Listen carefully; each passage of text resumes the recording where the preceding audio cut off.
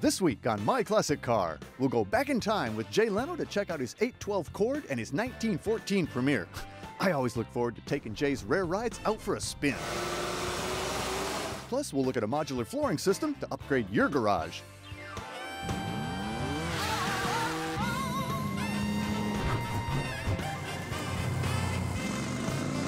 I love this.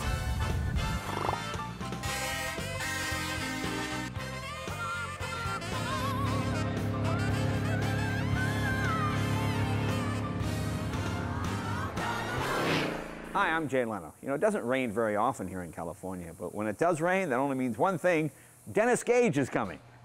Every time Dennis comes, it rains. Rain Man. Yeah, last time he was here, we had to do all stuff inside, but we might get a break today. There could be, you know, I saw blue up there a little bit, just a touch, little bit. you know.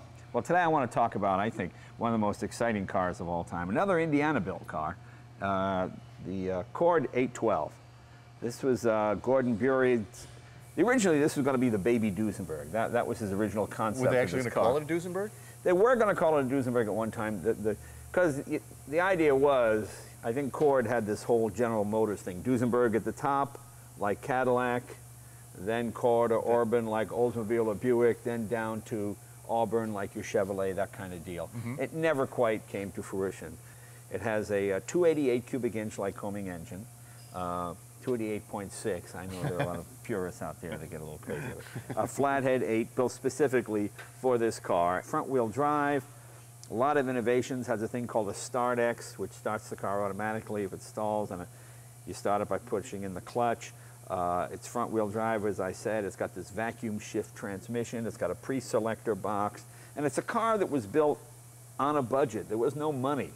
Yeah, so consequently, even though this was an ultra high-end mark, you know, in Duesenberg and all that, but there was no money at that time. But you know, you find that every time somebody builds a supercar, they have no money. They have no money. Bugatti's really the only one that built a supercar that had money. Everybody else kind of scrapes nickels and dimes and puts together what they can to build their supercar.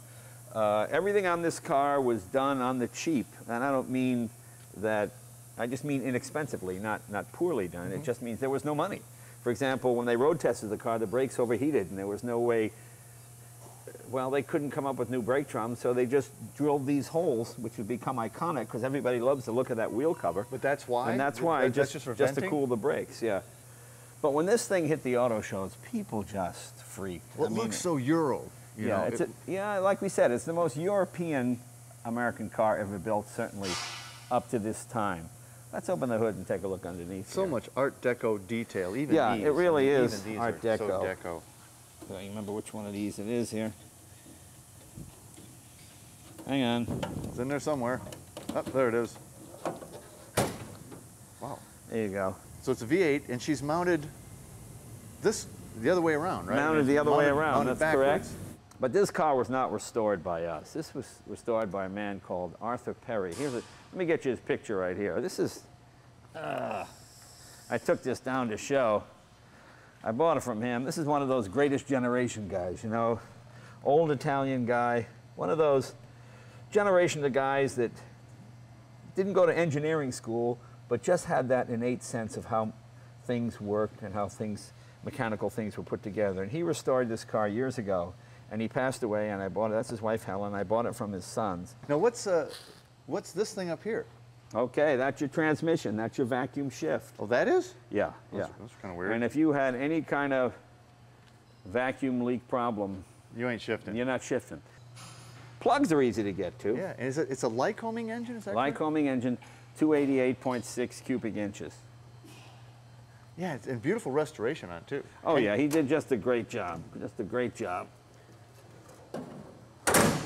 It's just almost like a car of the future for 1930. Well, interior-wise, it's just gorgeous, too. I mean, it's so, you know. It's snug. In fact, competing car dealers, Ford and Chevy and Oldsmobile dealers would always... Were they dinging it? Well, they would always get some oversized person struggling to get, you know, to show how uncomfortable the car was and how awful it was to get in. That's terrible. A terrible car. But I noticed when you opened it, the other thing that's kind of interesting is how little space there is here. Yeah, not a lot of space. You know, not a lot of space. You do have to kind of sneak in there. And Mr. Perry, he made that down. That's actually quite clever. That's not a factory option. He put that on there. I think it's just one of the most beautiful cars ever. And it just looks like a custom car. Of course, it's not. Yeah, yeah. Well, it's not raining right now. So it will, I'm sure it will, but let's take it for a ride. Does it break in the rain? We'll take it out and see how she goes. Coming up, Jay and I take the 812 Cord for a drive. But first, we'll check out some cool modular flooring in the Eggy Speed Shop. My Classic Car is brought to you by Grundy Worldwide Collector Car Insurance.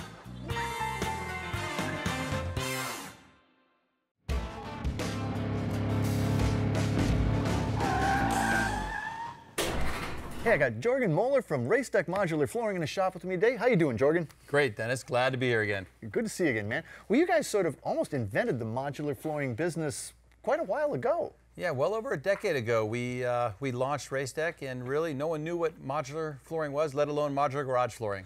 But that's the Race Deck product. But actually, this is a family business that goes back decades. Yeah, over 3 decades ago, we started with modular flooring in various different industries. And it's grown since then. And it's a plastic product and all that, but these babies are still made in the USA. Yep. Despite how much we've grown, and we've gone from the original Race Deck Diamond that you see right there to over 14 styles and colors now, we keep it all under one roof, made in the USA. You gotta love that. Well, and like you say, styles and colors. We got them here. You know, you've got all these wild different colors, and this is your diamond pattern, right? That's the original. That's the Race Deck Diamond. But then this, Circle Track? Circle Track, yep, very popular as well. You even do, orange, shield logo. Feels like Harley Davidson. It is the Harley Davidson. So you do all sorts of stuff like that. Now, over there, that's kind of, I always thought of that as sort of a drain tile, but that's, what do you call it, free flow? Free flow, yep. And what's great about this product is it interlocks with any of the Race Deck product line. So if you have a drain in your garage and you want to place this directly over it, you could do that. If you want to do your entire garage floor in Race Deck Free Flow, you can do that as well. And what's great about it is if you live in a wet or snowy climate, you pull in with your car and all that slop goes through the floor and out the door, so you don't drag any of that mess in the house, keeping the wife pretty happy. Very important, very important.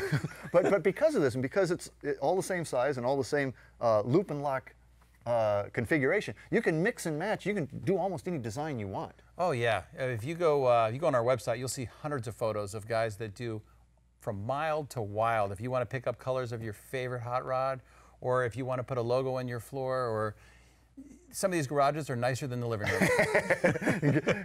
Go check them out, right? Yep. Well, now, okay, so what have you been up to lately? Well, now our latest product is the Race Deck Rev, the Revolution. Okay. And what it is the Race Deck Diamond is super durable product. Yeah. You can have rolling loads of excess of 50,000 pounds. Wow. But we found a lot of this going into the commercial, and there were some needs for a little different application in the commercial environment. This tread pattern is a little bit more aggressive, providing a little bit more slip resistance. And then we have our patented power locks, which you could take a motorhome and crank the wheels, and this baby stays engaged. So it also looks thicker, too. It is. It's 3/4 inch tall, a little bit higher drainage, and a really beefy understructure for very, very heavy rolling loads. So show me how it goes together. Sure. It's pretty simple. Boom, boom, boom. Yeah. There So you much go. fun. I like that. And in less than 2 hours, you have the coolest garage on the block. And and you can do this over, especially like an old weathered oil-stained floor. This is a lot easier than other treatments, perhaps. Right, and that's how Race Deck kind of started. It was, there was a need for it because it's very difficult, especially an old beat-up garage floor, to properly put epoxy coating or painting on it. This, in little as 2 hours, you could transform that garage. And go figure, you do logos, Race Deck. But that's not painted on. No, this is a patented process called our Tough Shield. This is an in-mold process. It actually becomes part of the tile. Never going to go anywhere. Never going to go anywhere. And you can do any kind of custom logo you want on it. You can do any kind of custom logo, and it'll hold up in that garage environment. Gas, oil, brake fluid. It takes it all. Takes it all. We got some setup out here, kind of a nice combo, charcoal, gray, and white. And you've also trimmed that one out with this edging piece. Yeah, that's our To give ramp you a edging. finished edge. Yeah, and you could do that for the entryway for a nice finish of your garage, or if you want to have a pad in your garage, a motorcycle pad or a single car or dual car pad, you can actually border it all the way around for a nice framed in, perfect look. And you're doing those now, these pad kits, right? You got a car size, and for instance over here, my hot rod Beamer is sitting on a, what, about a 4x8? That's your motorcycle That's our pad. standard single motorcycle pad, a 4x8. We also have single car and double car pads, or you could do your own custom size, and you could do any color you'd like. Mix and match. Mix and match. Made in the USA. It probably made in the USA. Well, hey, if you want to learn anything more about this great race deck modular flooring, log on to myclassiccar.com. Any logo, too, huh? Any logo, any size. I got one in mind. For a complete selection of nostalgic performance products, cruise over to EggySpeedShop.com. Next, we're cruising in Jay's 812 Cord. Welcome back to My Classic Car. Cord was probably the most European American car ever built, certainly up to the 30s. These were not popular because nobody knew how to fix them, and they were a little finicky. Well, they're real from the different. I mean, this was a front-wheel drive car. Front-wheel drive car, a thing called a Stardex. So it's almost akin to the Buick gas Similar. pedal starter? Yeah, you have a pre-selector. You do that, pre-select your gear, push the clutch in. The next gear I'm going to want is third. Okay, pre-select it, and you go. But see, you can keep your hands on the wheels while you shift. Now, E.L. Cord was actually the guy that sort of aggregated the companies, didn't he? Yeah, Cord was not an automobile guy. He was a businessman. He was a businessman. Yeah. And he made his money as a young man. There was the, I think it was the Auburn Car Company. Auburn had a bunch of cars they couldn't sell. Mm-hmm. He came in 26 years old, painted them wild colors, yellow and black, and you know, all kinds of things like that. Sold them all. They made him president of the company.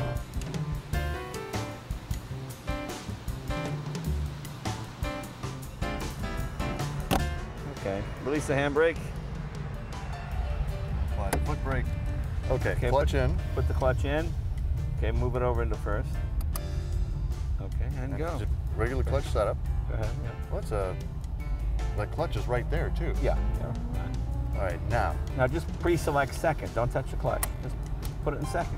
And then Now, push- anytime you want to shift, just hold the clutch in. and I heard it. Okay, release the clutch. And continue motoring. Oh, lovely. Oh, this is very nice. It's nice to drive, isn't it? It is.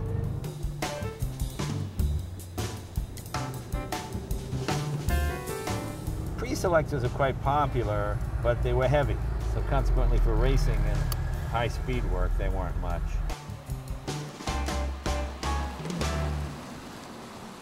Still ahead, Jay shows us around the 1914 Premier. Welcome back to My Classic Car. You know, since Dennis the Rain Man Gage is here today, we took the cord out and it started to rain, so we came back. Because you don't want to drive classic cars in the rain unless you have to. And we're trying to think of some theme, so we thought we'd do Cars of Indiana. This is a Premier. This is a car almost nobody knows about. I didn't know about it. I didn't really know about them until I found this one. But did you knew that Indiana was the largest car producing state? Yeah, at one Indiana time. rivaled Detroit, Yeah. and some of our greatest cars came out of Indiana. If you lived in Detroit, this was a foreign car because it was made in another state.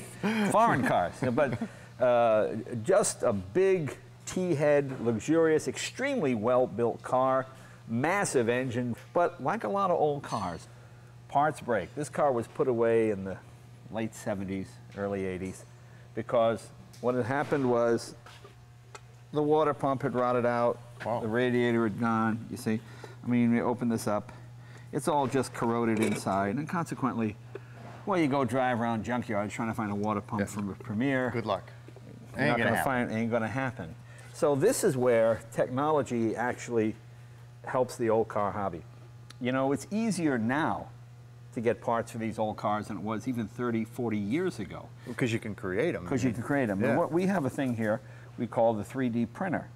If you've been on my website, you've seen this. And what we do is we scan this in the computer, we build up metal where we want a little bit more, And the 3D printer will make us an exact copy like this here.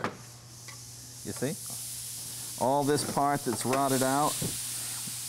In the computer, we put extra metal in, and then we made it like this, and your impeller goes inside.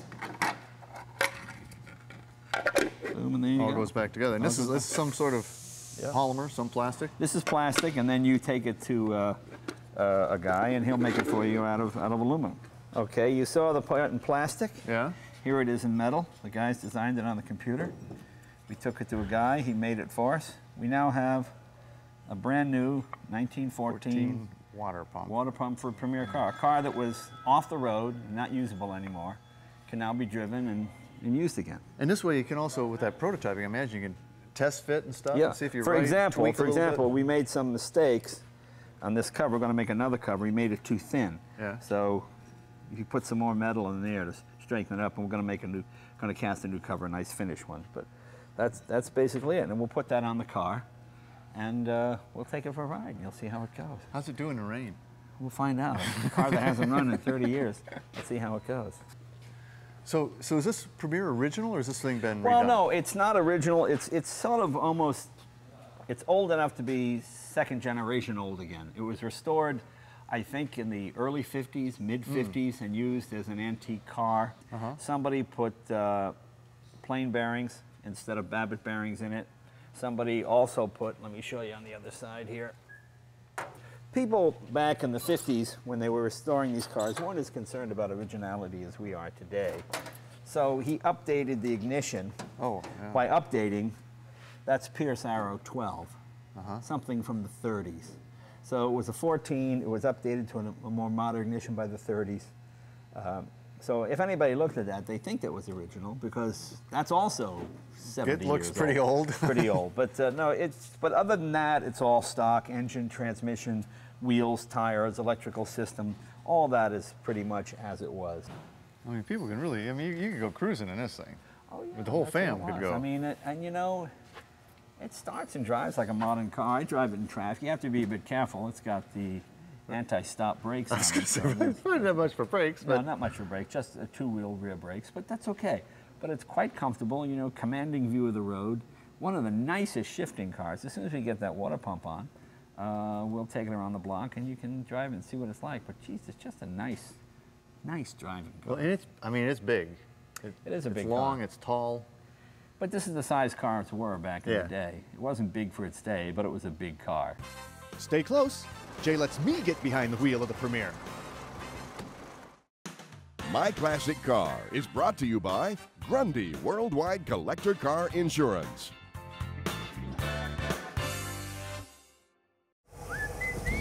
Welcome back to My Classic Car. This is a pretty straightforward, basic car, nothing particularly innovative.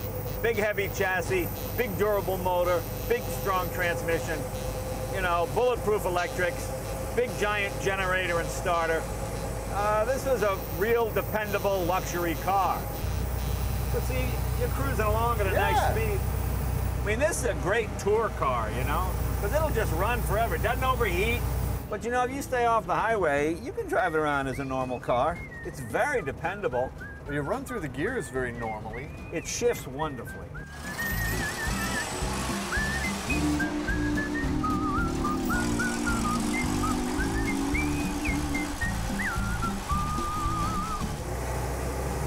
But you can keep up with modern traffic, no problem. I like T-head engines. You know, they're big, torquey, low revving.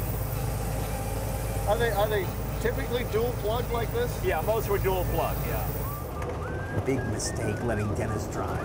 This is a huge mistake on my part. They didn't have tilt columns back then, did they? They did have the Fat Man wheel. You ever seen a Fat Man Yeah, wheel? it kind of flips this way, right? Yeah. I like the politically incorrectness of it. The Fat Man wheel. Run up the mountain down,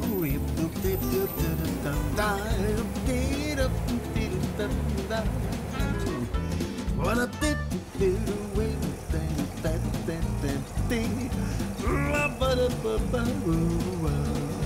I would say the equivalent is maybe driving a early 50s pickup truck.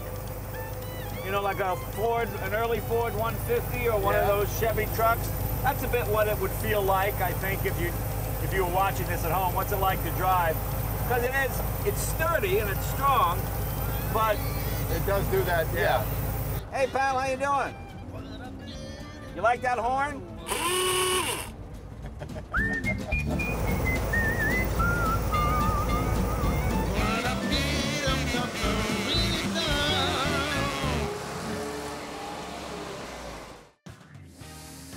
So hey, we went out cruising, the sun even came out. It's lunchtime. I don't know about this Rain Man thing. Let's eat chicken. Next week, we're heading to Nissan's North American headquarters in Franklin, Tennessee for the Z-Car Convention. These little sports cars from the other side of the earth first hit the scene in 1970 and are still cool today. Plus, we'll look at the latest gear to upgrade the sound system in your ride. So until our next meeting, remember, honor the timeless classics. I'm Dennis Gage. Happy motoring.